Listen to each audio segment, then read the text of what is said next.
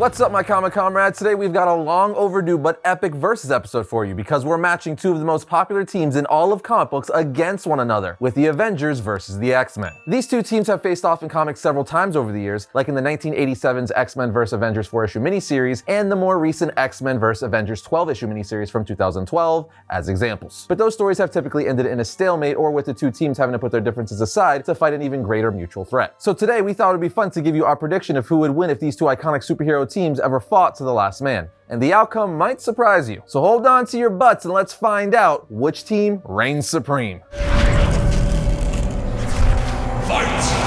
If you've seen any of our Versus episodes before, you know we start these things off with a brief summary of each character or team's origin. So let's kick this off with the X-Men. The X-Men debuted in X-Men issue 1 in 1963. The team was formed by Professor Charles Francis Xavier. He dreamed of a peaceful coexistence between mutants and humans, as let's just say they didn't really get along, as there were evil mutants that gave the good ones a bad name. So Xavier, being the powerful telepath he is, used his powers to track down 5 young mutants that could help him with his dream of forming the X-Men, a team of superheroes dedicated to protect a world that fears and hates them, as well as protecting their fellow mutants. So Xavier made an institute for gifted youngsters located in Westchester County, New York. And in the first issue, we're thrown right into this universe seeing Professor X with the original X-Men lineup training in the Danger Room, which I gotta say is quite a way to open up a book, especially with new characters. Speaking of the original roster, the X-Men lineup consisted of Scott Slim Summers, aka Cyclops, Bobby Drake, aka Iceman, Hank McCoy, aka Beast, Warren Worthington III, aka Angel, and of course, Jean Grey, aka Marvel Girl. We learn in the first issue of the X-Men, when Xavier introduces the newest student and member of the team, Marvel Girl, that his students receive an education at his school, but also, and more importantly, for our purposes, learn how to fight to take down evil mutants. And of course, while this is going on, we're introduced to our first evil mutant who would become the leader of the Brotherhood of Evil Mutants, the Master of Magnetism, Magneto. He then causes a military rocket to crash, then takes over the military base, all in the name of mutant superiority. Of course, this causes the X-Men to jump into action, giving us our first battle with the X-Men fighting Magneto. It's a pretty long and epic battle, but in the end, Magneto escapes, and as we know, this would be the first of many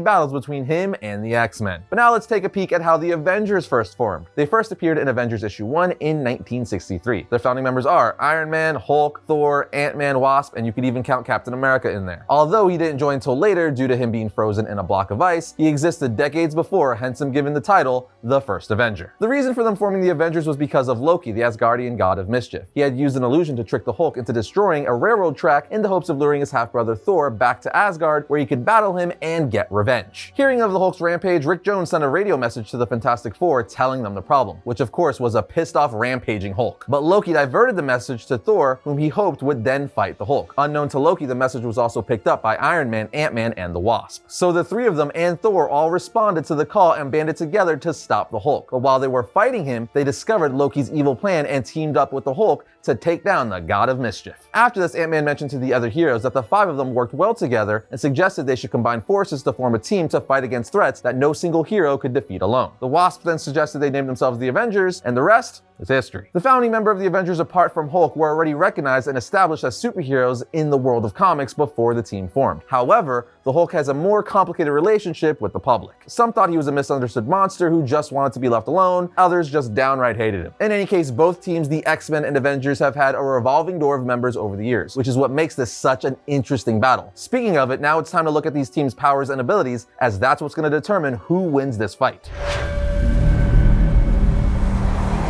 So essentially every mutant has been a member of the X-Men at one point or another, and likewise every hero for the Avengers, which makes breaking down each team's powers and abilities pretty dang hard. So the easiest way to do this is to break down several of each of the team's most powerful members over the years. And let's start with the X-Men. First and foremost, the one everybody is probably thinking of is Jean Grey. She is by far the most famous host for the Phoenix Force, which is one of the most powerful forces in all of Marvel. But even without the Phoenix Force, she's an Omega level mutant and one of the most powerful telepaths in Marvel. She's also an original member of the X-Men, which doesn't mean anything power-wise, but definitely adds to her importance on the team. Either way, it's Jean Grey. Everyone knows she's one of the most powerful mutants ever. Next up, we have Storm, who is also an Omega level mutant. Every mutant I'm gonna name is gonna be an Omega level mutant. mutant, just so you know, because that's like the pinnacle of power for mutants. Anyway, of course, Storm's power is weather manipulation, which means she can literally destroy the Earth if she wanted to. More specifically, for our purposes, use the weather to destroy her opponents. Then, of course, we have Magneto. Now, most of you are asking, isn't he a bad guy on the Brotherhood of Evil Mutants? Yes, but he's been a member of the X-Men on numerous occasions as well. What can I say? He's the master of magnetism. Dude can literally kill you by manipulating the natural magnetic fields that humans give off. Moving on, we have Iceman, who has complete control of the cold and just moisture in general. He can obviously use his ice powers for numerous things, but one of the scariest is that Iceman could rip the moisture from any living being's body, leaving them nothing but a dried up corpse. Then, of course, we have the son of Professor X, Legion. He possesses hundreds of mutants' abilities ranging from telekinesis to reality warping, with each of them controlled by a different personality. There's also, you know, Franklin Richards, aka Powerhouse, who's a mutant with the power of universal reality manipulation. Dude is literally capable of molecular and energy manipulation, time travel, superhuman durability, telepathy, telekinesis, and essentially the ability to create anything just by thinking of it. We even see he's capable of creating pocket dimensions all by just thinking about it. There are a ton of other expert members I could mention, like Emma Frost, Rogue, Polaris, Vulcan, and so on, but I'm gonna end with mentioning Hope Summers. She, of course, is yet another Omega level mutant and is the adopted daughter of Cable. And she's known as the Mutant Messiah, as she could literally copy the abilities of any mutant and combine them all together within her. Now, I know what some of you are saying, can't Rogue do that just by touching someone? And yes, but Hope doesn't even have to touch someone to do it, and suffers no consequences like Rogue. Again, her power is literally the ability to control, amplify, synchronize, and even mimic the powers of other mutants within her immediate vicinity. So if she's fighting, let's say, Franklin Richards, she will have Franklin Richards' powers. It's insane. But enough talk about the X-Men. I think you now realize they have crazy, earth-shattering, universal warping members. So let's move on to Earth's mightiest heroes, the Avengers. First and foremost, the Avengers have the Hulk. When you think of power in the Avengers, 9 times out of 10, the first character someone's gonna bring up is the Jade Giant, the Hulk. And that's simply because he's their powerhouse hitter who lands the strongest punches. The greatest feat of his strength was shown during the World War Hulk event, where he turned into World Breaker Hulk. Case in point, in this other form, if you will, just the summoning of his power destroyed half of the east side of Las Vegas. He also has one of the best healing factors in all of comics and cannot be killed. I mean, Immortal Hulk, anybody? It's in the comics title. The next logical powerhouse to mention for the Avengers is, of course, the God of Thunder, Thor. First and foremost, he's a god, so I mean, that tells us a lot right there. And being the God of Thunder, he's incredibly strong, durable, fast, and an all-around powerhouse. Then throw in the fact that he wields the mighty Mjolnir, which is one of the most powerful weapons in all of Marvel, and you have one of the most badass, toughest characters in all of comic books. In Donny Cates' story run, we see in issue 6, Thor defeat Galactus and strip him of the power cosmic and absorb it into himself.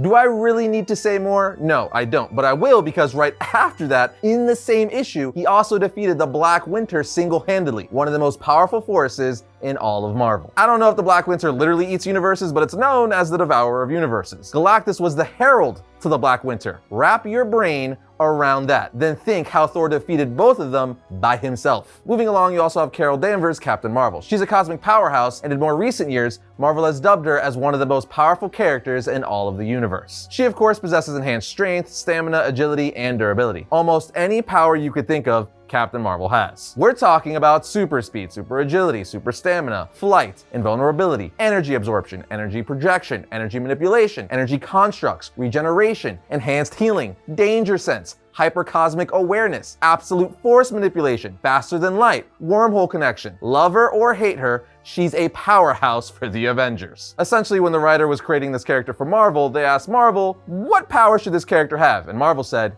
yes. Then of course we have the Sorcerer Supreme himself, Doctor Strange. I mean, do I really have to elaborate though? It's the Sorcerer Supreme. The dude is the master of the mystic arts, which allows him to do almost anything. Strange is essentially the most powerful human to ever exist in the Marvel Universe. He's even been shown to beat cosmic entities like the In-Betweener and Adam Warlock, which is just insane. Then of course we have Sentry, which is kind of sorta a more complicated, darker version of Superman for the Marvel Universe. Sentry is said to have the power of 1 million exploding suns. Wrap your brain around that. Dude has Hulk level strength as well as psionic abilities, the ability to manipulate light and even regenerate himself from molecules, which makes him pretty much unkillable. The kicker is, Sentry has an evil alter ego that's even more powerful than his normal self. But now I'm going to start running through these a little faster because there's a lot. You have Hyperion, who's yet another Superman-like character from Marvel, who is one of the strongest beings in the universe. The guy even stopped a hurtling planet all by himself and even held apart two universes for a brief period of time. We actually did a full episode on him, which you could check out right here because he's a highly underrated badass character. Speaking of another highly underrated, extremely powerful character, we have Blue Marvel. We definitely need to give this guy his own origin of or how powerful is episode. But right now, just know he's one of the Avengers powerhouse members. He is easily on the level of Hulk and Thor. We've also seen he's able to move asteroids the size of states and even once punched Sentry into space, which is nuts. Now clearly there's a lot more characters I could mention like Vision, Nova, Quasar, Namor, but you know I've saved the best for last, and that's the one and only Scarlet Witch. To put it simply, she has hex powers, but said powers give her the ability to manipulate reality on a cosmic scale. We just saw recently in the trial of Magneto that she could bring people back from the dead, essentially undoing her infamous House of M event, which got rid of around 95% of all mutants just by uttering the words, "No more mutants." She's a reality warping type character, which are always the most dangerous. But now, with that very brief rundown of the X-Men and Avengers' most powerful characters, let's see what team would come out on top. Now, this was an incredibly hard decision given that both Avengers and the X-Men have had an extensive number of members over the years. And both teams have had incredible powerhouse characters, but in the end, this one goes to the Avengers. Now, before all the X-Men fans start yelling bull crap, no way, never gonna happen, I will say the X-Men would stop the Avengers 9 times out of 10. Let me explain. Now, originally I agreed with the sentiment that the X-Men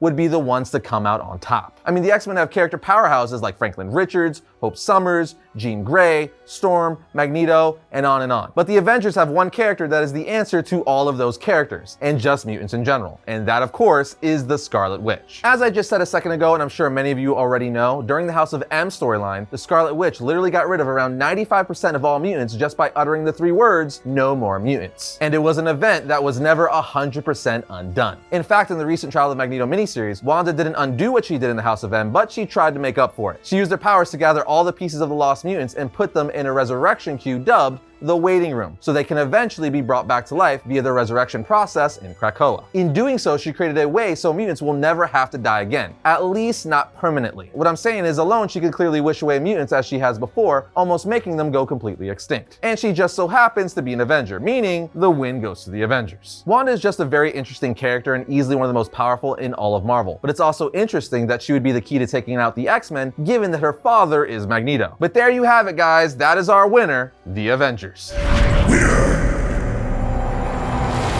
With that said, I'm sure not everyone agrees with us, and that's fine. That's what makes these conversations fun. If we all agreed, it wouldn't be a topic of debate. So let us know what your thoughts are in the comments. Do you agree with our decisions? Do you not agree? Let us know down below. And that's gonna bring today's episode to a close. But if you enjoyed today's video, check out this one right here. And if you like all of our videos, be sure to subscribe, like, and comment. It helps the channel grow. But other than that, I'll see you guys next time when I talk about all things comics.